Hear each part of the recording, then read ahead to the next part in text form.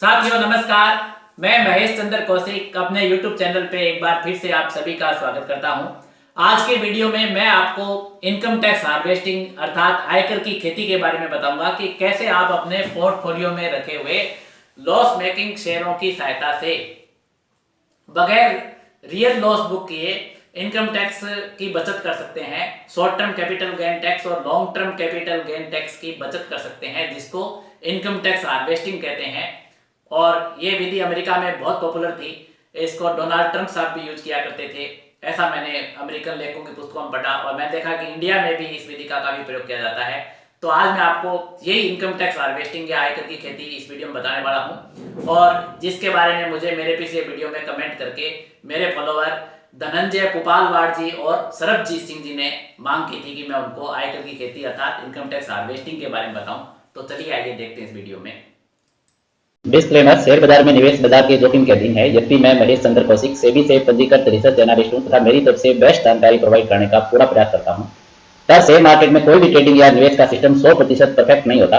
अतः इस वीडियो में दिखाई गई जानकारी से आपको शेयर बाजार में 100% लाभ ही होगा, इसकी कोई गारंटी नहीं है। आपको इससे नुकसान भी उठाना पड़ सकता है। अतः इस वीडियो में दिखाई गई जानकारी को सिर्फ एजुकेशनल पर्पज के लिए समझा जाए तथा इसमें बताई गई जानकारी का उपयोग स्वयं विवेक से करें। मैं इस वीडियो का निर्माता किसी भी नुकसान के लिए उत्तरदायी नहीं रहूंगा। धन्यवाद।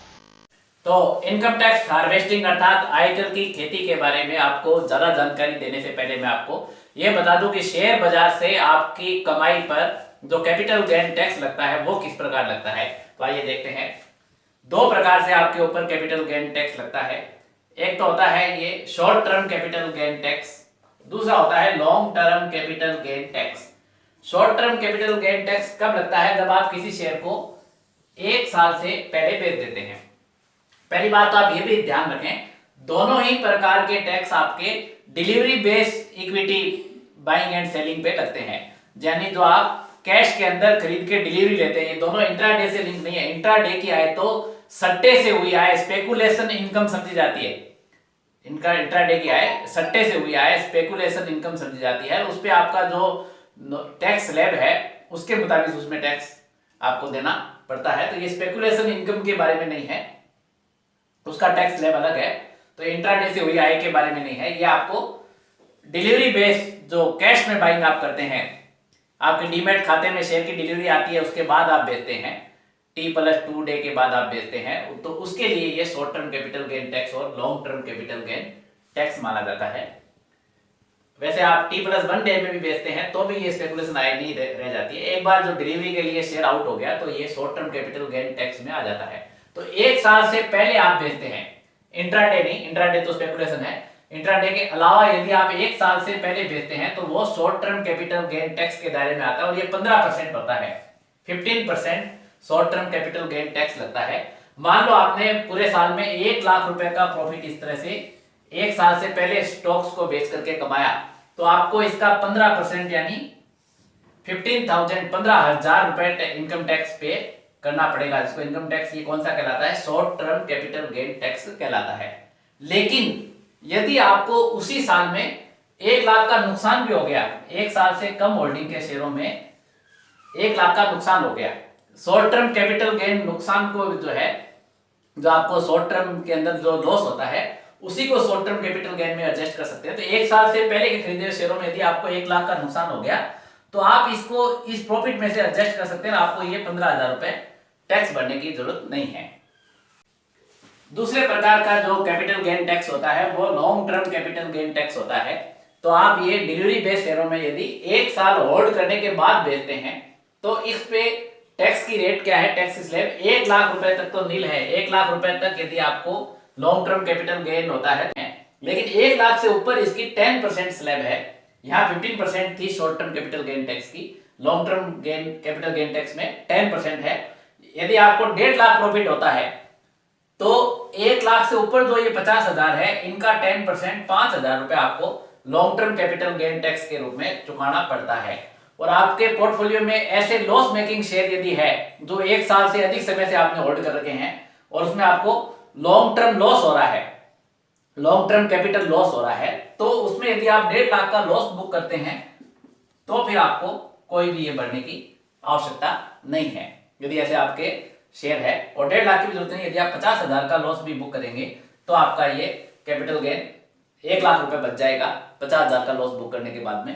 तो आपको 50,000 का लॉस बुक करने के बाद ये 5,000 रुपए बढ़ने की आवश्यकता नहीं है। लेकिन ये बात हमेशा याद रखें कि शॉर्ट टर्म कैपिटल गेन में से शॉर्ट टर्म कैपिटल लॉस को एडजस्ट किया जा सकता है और लॉन्ग टर्म कैपिटल गेन में से लॉन्ग टर्म कैपिटल लॉस को एडजस्ट किया जा सकता है। तो इनको आपस में कृपया मिक्स नहीं करें। आप जब इनकम टैक्स की रिटर्न भरें तो अलग अलग हिसाब रखें।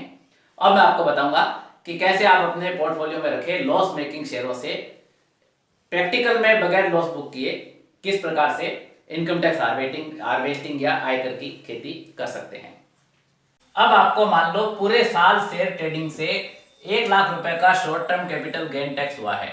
आपने पूरे साल मान लो स्विंग ट्रेड किया, मेरे पिछले वीडियो में आपको लिंक दे दूंगा नीचे कैसे स्विंग ट्रेड करते हैं, और आपने थोड़ा थोड़ा प्रॉफिट बुक करते करते करते मान लो लाख रुपए का प्रॉफिट बुक किया, तो उस पर शॉर्ट टर्म कैपिटल गेन आपका 15% के हिसाब से 15,000 रुपए बनता है, आपको चुकाना है।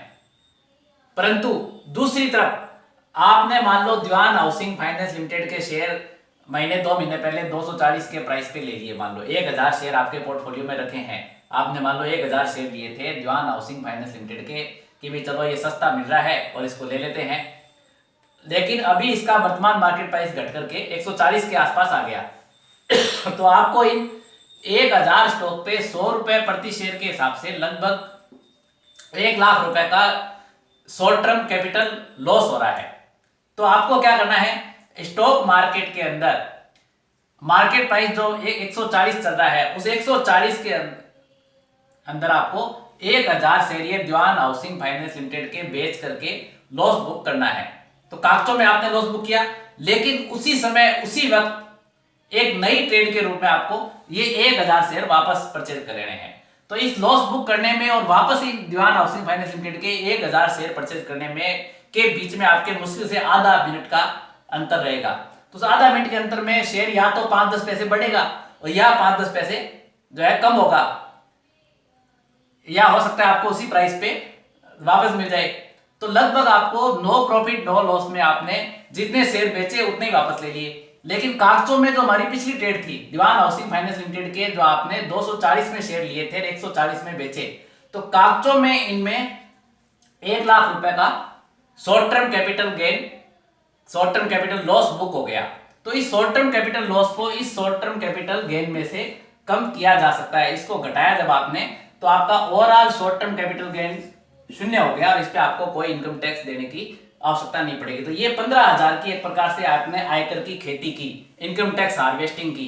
तो मार्च महीने में आपके पोर्टफोलियो में ऐसे जो लॉस मेकिंग शेयर है और यदि आपने पूरे साल में कोई शॉर्ट टर्म कैपिटल गेन कमाया है तो आप उतनी मात्रा में उन लॉस मेकिंग शेयरों को बेच करके मार्केट प्राइस पे और तुरंत वापस परचेज कर सकते हैं। तो उनमें आपका कागजों में लॉस बुक करना हो जाएगा, लेकिन शेयर की क्वांटिटी आपके पास उतनी की उतनी वापस आ गई। आपने 1,000 शेयर दीवान हाउसिंग फाइनेंस लिमिटेड के 140 के प्राइस पे बेचे और 140 के प्राइस पे ही वापस खरीद लिए। तो इसमें आपके पास 1,000 शेयर होल्ड रहेंगे, लेकिन वो जो वापस खरीदे वो एक नई ट्रेड के रूप में है। उसमें जब भी हम उसको आगे बेचेंगे तब हमें देखना है, उसको 1 साल होल्ड करके बेचेंगे तो वो लॉन्ग टर्म कैपिटल गेन में आ जाएगा, और जब भी हम आगे बेचेंगे उस समय हमें उसके टैक्स की स्थिति विचार करना है। लेकिन पुरानी ट्रेड समाप्त होगी, आपने जो 240 में लिया था उसको 140 में बेच दिया, तो आपको इसमें 1 लाख रुपए का शॉर्ट टर्म लॉस हो गया, जिसको आप इस शॉर्ट टर्म कैपिटल गेन में से कम कर सकते हैं। इसी प्रकार कोई शेयर आपके पास साल भर से अधिक टाइम से होल्ड पड़ा है और आपको साल के दरमियान कोई लॉन्ग टर्म कैपिटल गेन हुआ है, तो उसमें भी आप लॉस बुक करके उसको लॉन्ग टर्म कैपिटल गेन में से एडजस्ट कर सकते हैं जब आप इनकम टैक्स की रिटर्न भरते हैं। तो बहुत ही सिंपल सी विधि है इनकम टैक्स हार्वेस्टिंग की या आयकर की खेती इसको बोलते हैं। तो इस इनकम टैक्स हार्वेस्टिंग में इस 15,000 short term capital gain tax को बचाने के लिए आपको जो राशि पे करनी पड़ेगी वो एक तो आपका ब्रोकरेज होगी। अभी मैं आपको प्रैक्टिकल के अंदर जीरोधा के ब्रोकरेज कैलकुलेटर में आपको बताऊंगा कि यदि आप 140 के करीब कोई ये शेयर खरीदते जीरोधा में और 140 के करीब ही उसको यदि बेच देते हैं तो आपको कितना ब्रोकरेज पे करना पड़ता है। तो आप देखेंगे लगभग ये 310 रुपए के आसपास आपको ब्रोकरेज इसके अंदर पे करना पड़ता है। Brokerage plus delivery charges, Zerodha में शेयर जब बेचते हैं तो डिलीवरी चार्जेस कितनी भी क्वांटिटी हो 16 रुपए के आसपास आपको लगता है फिलहाल। तो आपको ब्रोकरेज प्लस डिलीवरी चार्जेस के लगभग आपको 310 रुपए के करीब इस 15,000 को बचाने के लिए चुकाने पड़ेंगे। इस विधि से आप करेंगे, जबकि मार्केट में आपने लॉस मेकिंग शेयर को तुरंत बेचा और तुरंत वापस खरीद लिया विद इन जो है 1 मिनट के अंदर अंदर, तो आपको उसमें लगभग 310 रुपये तो ये आपको ब्रोकरेज के और डिलीवरी चार्जेस के चुकाने पड़ेंगे। और प्लस उस आधा 1 मिनट में ये प्राइस हो सकता है आपने 140 पे बेचा और आप वापस खरीदे तब बढ़ के ये 140.50 हो गया, तो आपको 1000 शेयर के अंदर वो 50 पैसे के हिसाब से 500-600 रुपए वो भी आपको ज्यादा भी देने पड़ सकते हैं, पर आप इसके अंदर बिल्कुल भी लालच नहीं करें। हालांकि 50 पैसे नहीं बढ़ता आता 1 मिनट के अंदर अंदर, जैसे ही बेचेंगे वैसे ही आप वापस खरीदेंगे तो 5-10 पैसे बढ़ सकता है, या 5-10 पैसे आप भाग्यशाली हुए तो कम भी हो सकता है। आपको इसमें प्राइस जो है नीचे के प्राइस पे भी मिल सकते हैं, लेकिन लालच बिल्कुल नहीं करना है। जैसे ही बेचें वैसे ही वापस खरीदना है आपको। तो भी ये 15,000 के तुलना में यदि आपके इस विधि के अंदर प्रक्रिया में मान लो आपको 500 रुपए शेयर महंगा मिला और 300 रुपए ब्रोकरेज 800 रुपए भी खर्च हो गए, तो भी आपको 15,000 रुपए शॉर्ट टर्म कैपिटल गेन का फायदा होगा। तो इसलिए इस विधि को तभी करना चाहिए जब आपने पूरे साल में कोई शॉर्ट टर्म कैपिटल गेन कमाया हो या कोई लॉन्ग टर्म कैपिटल गेन कमाया हो और आपके पोर्टफोलियो में ऐसे कोई लॉस मेकिंग शेयर रखे हों जिनके अंदर आपको शॉर्ट टर्म कैपिटल लॉस हो रहा हो या लॉन्ग टर्म कैपिटल लॉस हो रहा हो, तो ही इस विधि को आपको इस्तेमाल करना है। नहीं तो आपको ठीक है ज्ञानवर्धन हो गया आपका कि ये इनकम टैक्स हार्वेस्टिंग या आयकर की खेती किसे कहते हैं, जिसको अमेरिका में ट्रंप साहब ने खूब इस्तेमाल किया है। तो इस प्रकार की विधि अब इंडिया में भी पॉपुलर होती जा रही है। जैसे आप दीवान हाउसिंग फाइनेंस कॉर्पोरेशन लिमिटेड के 1000 शेयरों में लॉस बुक करते हैं जिनका मार्केट प्राइस 140.60 है, तो आपको क्या करना है, मार्केट में जैसे 140.60 पे इमीडिएट बेच करके आपको उसी टाइम 140.60 पे वापस खरीद लेना है। भले ही वो 5 पैसे कम पे मिल जाए, चाहे आपको 5 पैसे ज़्यादा पे मिल जाए। जैसे ही आपने सेलिंग का स्विच दबाया वैसे ही आपको बाइंग का दबाना है। इस पर आपको खाली ब्रोकेज का नुकसान होगा। ब्रोकेज कितना लगता है वो देखते हैं अपनी, हम इस पर गूगल पे सर्च करेंगे, जीरोधा ब्रोकेज कैलकुलेटर सर्च करेंगे इस पर। जीरोधा ब्रोकेज कैलकुलेटर खोल करके आपको मैं दिखा देता हूँ कि इस पर आपको कितना ब्रोकेज लगेगा। डिलीवरी इक्विटी के अंदर आप यदि 140.60 पे खरीदते हैं और 140.60 पे ही बेचते हैं 1000 शेयर की क्वांटिटी को, तो ये आपका ब्रोकेज इस पे चार्ज होता है 292 रुपये 21 पैसे, और इस पे 16 रुपये के करीब डिलीवरी चार्जेस भी लगता है। तो टोटल आपको 310 रुपये के करीब इसमें डिलीवरी चार्जेज और ब्रोकेज पे करना पड़ता है। तो अगर आपको ये वीडियो पसंद आया हो तो इसको आप लाइक अवश्य करें और कमेंट में मुझे अपने विचारों से अवश्य अवगत कराएं। ये भी बताएं मुझे कि आप मेरा अगला वीडियो किस विषय पे देखना चाहते हैं। आपके मन में कोई जिज्ञासा हो तो आप कमेंट में अवश्य पूछिएगा। साथ ही मैं आपको ये भी बताना चाहता हूं कि मेरे पिछले वीडियो में मेरे एक फॉलोवर तन्मय जोशी जी ने लिखा था कि सर आप कभी मेरा नाम भी अपने वीडियो में लिया कीजिए। तो चलिए मैंने तन्मय जोशी जी आपका नाम ले दिया है, और भी मेरे जो रेगुलर फॉलोवर है पी वर्मा जी, विनोद गुनेचा जी, मिलिंद तेंदुलकर जी, मुझे जैसे से याद आ रहे हैं, इंद्र कुमार यादव जी, स्वाई सिंह जी, निखिल जी, मतलब टिलकोनी जी, तो जिन जिन के रेगुलर फॉलोअर्स के नाम मुझे याद आए वो मैंने बोल दिए। आपका नाम यदि बोलने से रह भी गया हो तो आप चाहें तो कमेंट में मुझे कह सकते हैं, अगले वीडियो में मुझे याद रहा तो बोलने का पूरा प्रयास करूंगा। और आप जैसा कि जानते हैं मेरे यूट्यूब चैनल के अभी 72,000 के लगभग फॉलोअर्स होने वाले हैं, तो इतने सारे कमेंट्स आते हैं, 72,000 लोग आप तो मिलकर एक साथ कमेंट करते हैं और मैं रह गया अकेला जवाब देने वाला।